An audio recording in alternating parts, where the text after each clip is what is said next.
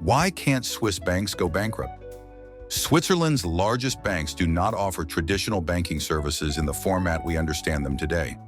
They do not attract deposits for interest and do not issue secured loans. Their functions are fundamentally different. This is the secret of the reliability of Swiss banks. Usually, universal banks attract deposits, pay interest on them, and issue secured loans. The entire money supply of a bank is usually formed at the expense of borrowed funds. So the failure to repay the loans issued can very strongly undermine the financial stability of any bank, in which case the bank loses its liquidity in the market, which means that it is deprived of the ability to fulfill its obligations. That is, it is declared bankrupt. Thus, usually banks earn at the expense of the difference between the interest received on loans and the interest paid on deposits, and this forms their income. But how are Swiss banks' incomes formed? As a rule, Swiss banks do not apply a deposit policy. True, they attract large funds, but they do not promise to pay good interest on these deposits. Instead, they use trust management, trust operations, all income from which directly goes to the account holder. This can be investments in risk-free projects or investments in securities. And for its services, the bank charges a not very large commission on money turnover. It can be 0.5 to 0.7% of the total amount. On the one hand, this percentage does not seem so big, but on the other hand, if we take into account that $2 trillion are in circulation in the Swiss banking system, then it is a fairly significant amount. Why is it profitable to deposit money in Swiss banks? Safety of deposits. It should be said right away that although a Swiss bank is distinguished by its high reliability, it does not promise you high returns. If you want to deposit your money and get income without capitalization, look for banks in another country that offer high interest rates. There is no need to go to Switzerland for this purpose. True, if you do this in your native country, you will also have to pay taxes on the income you receive from interest. But this is a completely different matter. Thus, depositing money in a Swiss bank is time-consuming if the amount you want to deposit is really large in the true sense of the word, and you do not want and should not lose this money as a result of any extraordinary event or unforeseen event. As we have already mentioned, the reliability of the Swiss banking system is ensured by the stable political and economic position of the country and the principle of operation of the bank. On the other hand, the role of the main regulator of the stability of the financial system in any country is played by the country's central bank. Switzerland is no exception in this regard. The Swiss National Bank was founded in 1907, and in addition to issuing banknotes, its main task is to play the role of lender of last resort in the event of a collapse of the country's banking system, which means that if for any reason the national bank needs liquidity to stay afloat, it can finance and lend to other banks. Absence of taxes. The Swiss banking system is independent of tax legislation, which means that income received in the form of interest from deposits or income from trust operations is not subject to tax.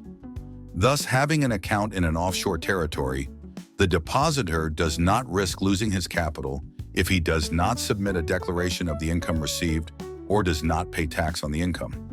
In other countries, income tax on banking operations varies from 10 to 50%. Therefore, the benefit here is obvious. Bank secrecy.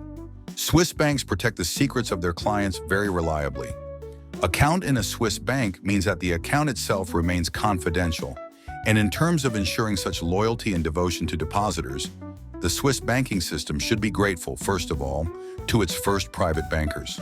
It is believed that the concept of bank secrecy arose in Switzerland after the law on banking activities was adopted in 1934. But in fact, this is not at all true. The first mentions of the famous bank secrecy can be found at the beginning of the 18th century, in 1713. Swiss bankers were famous all over the world for their impeccable reputation. Even one of them was elected the first person of the French financial administration during the lifetime of Louis XVI. His name was Jacques Necker. Bank secrecy is the obligation of a banker not to disclose information about a deposit, the owner of the deposit, and the amount of the deposit, regardless of any circumstances. But previously, banking secrecy was an unwritten law and an unspoken rule of any Swiss financial institution. Therefore, when a very tense situation arose, It was time to strengthen this unwritten law with real legislation. This happened after the Nazis came to power in 1934. The Hitlerites demanded that Swiss bankers provide them with information about depositors and the amount of deposits in the name of the Third Reich. Perhaps someone had violated banking secrecy because 3 German citizens were executed for keeping their money in Switzerland. In order to eliminate the lawlessness and avoid future political unrest, Swiss parliamentarians voted for the Banking Act. According to the law, the principle of confidentiality, secrecy, is established in the Swiss banking system, and its violation can lead to life imprisonment. Today, a violation of banking secrecy is possible only if an investigation is carried out in Switzerland itself to find a criminal case that is considered a criminal act. Unlike other countries, tax evasion in Switzerland is considered a minor administrative offense and only involves the payment of a fine. Bank secrecy cannot be demanded directly from the bank itself by another country. This requires parliamentary ratification.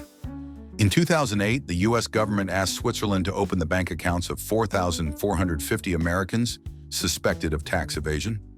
After a lengthy investigation, the Swiss parliament banned banks from revealing bank secrecy regarding their foreign clients. Numbering, we are used to the fact that a bank account is usually opened in someone's name, whether it is an individual or a legal entity.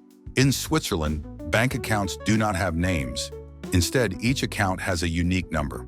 Of course, the bank account number is to some extent linked to the name of its owner, but this connection is known only to a few people, and even bank employees are not aware of it. Those who know this information are the management, members of the management. Only they have access to the database of names.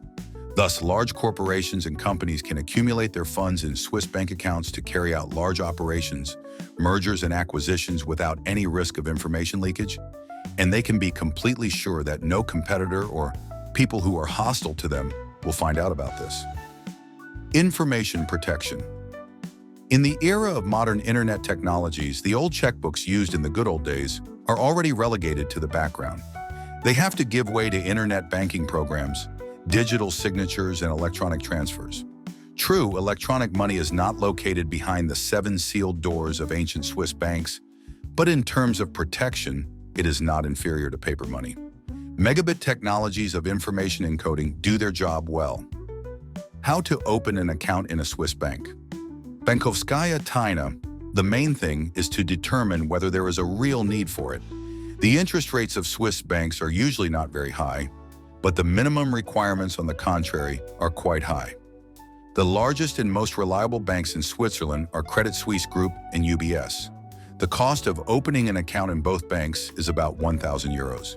In addition, both banks have requirements for a minimum balance that cannot be reduced. In Credit Suisse, this figure is $500,000, with a definite growth prospect of $1 million over the next 2 years, and in UBS, it is $300,000. Interest rates on savings accounts usually do not exceed 3% per annum, on average from 0.5% to 3.2%. It is not necessary to go to Switzerland to open an account in a Swiss bank. You can sign the bank documents and hand them over in the country where you live, and the account will be open a week after signing the agreement. The account, both by phone